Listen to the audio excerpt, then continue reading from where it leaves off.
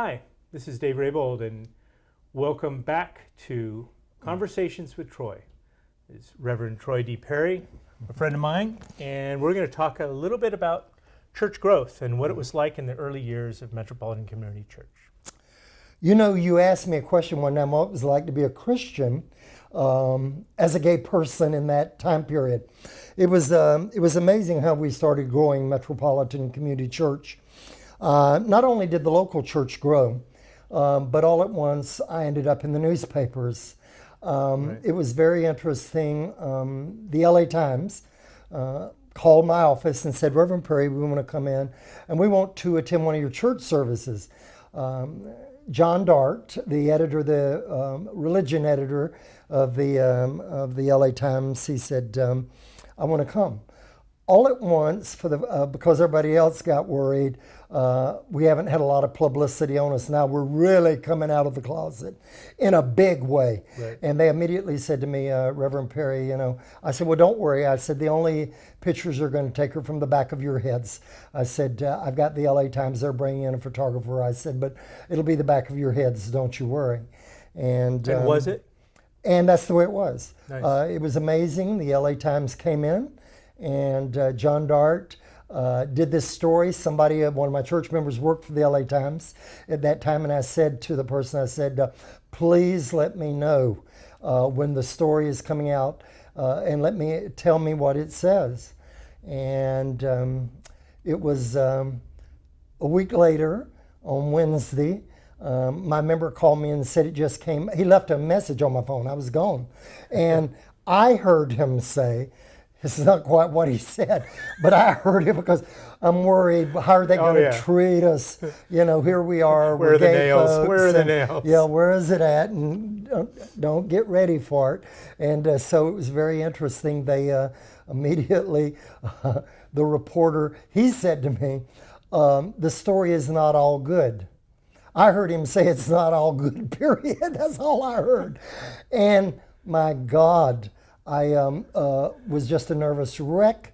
The LA Times, they used to print it. It came out at 10 o'clock at night. So I rushed to where I knew the Times delivered in Hollywood, and it would be there. I picked up the paper and I was shocked. The article started on the front page of the newspaper, left-hand side, and went for 2 pages inside. And it was incredible, the article was. I couldn't believe it. It was very factual. That's all I wanted. I didn't care where he liked us or disliked us, right, but I wanted to be factual, and it was factual.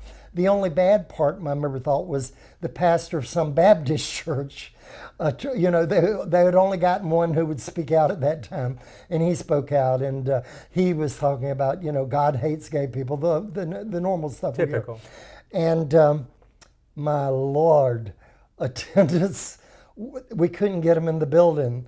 People were coming to church and having to stand outside the Encore Theater as we were trying to, How many did that seat? It only seated 350 people. Wow. But we had people stand 3 deep against the walls.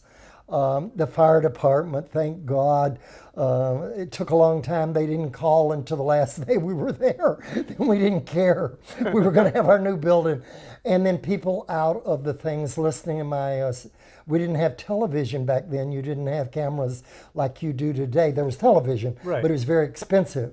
And we didn't own that. So Willie, he had all the sound equipment. He was the projectionist at that theater. Right. Louis Frederici, the man who owned that theater, he said when I went in, I said, Willie told him we only need to use it for a month. And the theater's dark on Sunday mornings.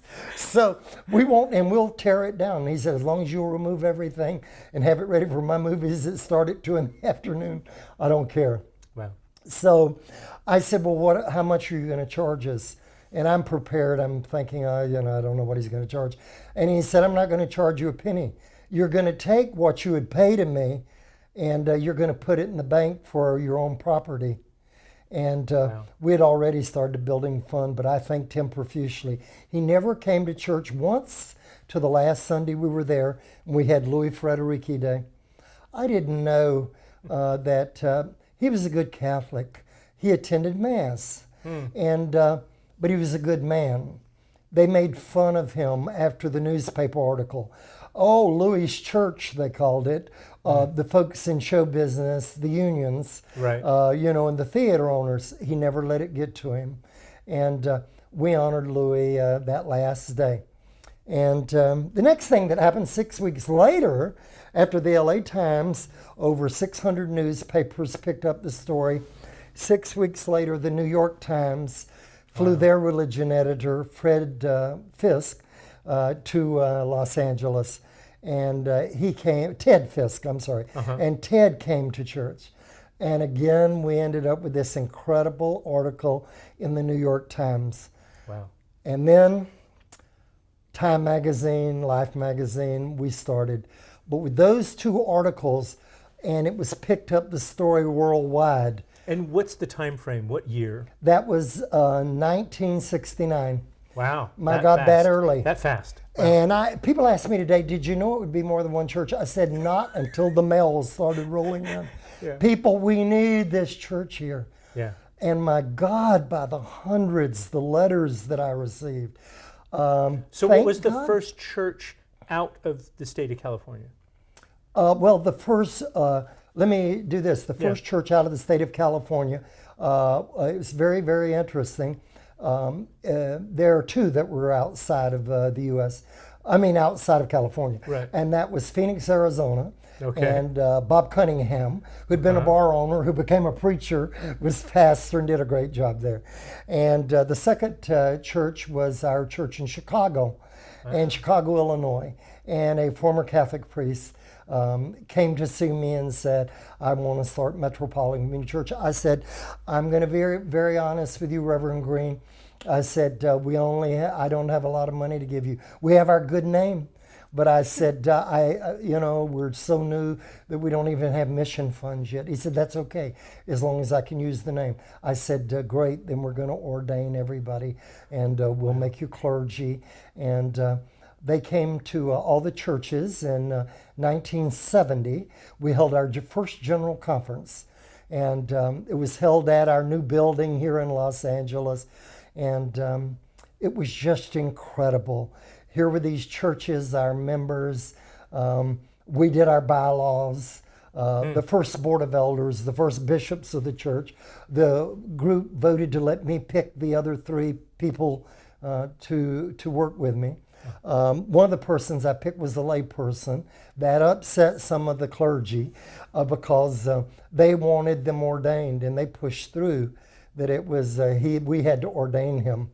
And so here this lay person who wasn't even thinking of being, clergy, but was a business person I needed on that board. I picked people for different reasons. Right. The other two was Richard Plum, who was a missionary to the Sudan, and at that time was the dean of students in Orange County at a evangelical college there. Wow. And the other person was John Hose.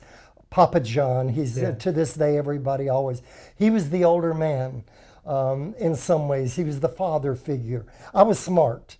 I was 28 years old when I founded MCC. And so I knew that there were people there who needed someone older to talk to than me. And so there was some method in my madness. And John Hose had been a clergy person in the Evangelical United Brethren Church. Mm-hmm. And so here we were. And that first general conference, we had... And how many churches were there that came to that general conference? All five of them were represented, all five churches at the first general conference.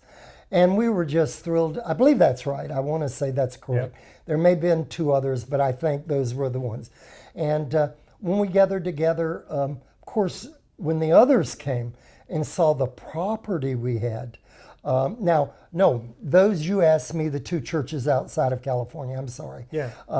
There were other churches by the time we got ready for General Conference. In Los Angeles. There was San Francisco. Right. There was Los Angeles. There was San Diego. And those two, those were the ones. And so when we got together, everybody came up. That first year, we did things in a big way, even though, the church is packed out. There's 1,000 people in service during, there for the weekend and all. And it was amazing because as we did that, as we got ready for it, we'd planned several things. We asked the churches to bring in their choirs. Well, of course, San Diego, LA, we were the two really the ones with choirs. Right. Then we had another little choir, 4 people from our church in Sacramento. Here the LA choir with piano, organ, everything. San Diego, they had their musicians, piano, choir, organ. Little Sacramento got up and said, "We're so sorry, we're still a tiny little metropolitan community church. We can't afford a piano and organ yet, so I'm playing the accordion for our choir." And they did the Hallelujah chorus handles and tore the place down. Wow. They whipped, I dubbed them the Mighty Mouse Choir right then. And I said, the Mighty Mouse Choir, I said, from Sacramento. Wow. Well, it irritated the other 2 choir directors. Sometimes with church groups, it was real cute. But I went and talked to them and I said, be very thankful. You know how good you are. And I said, but they were better.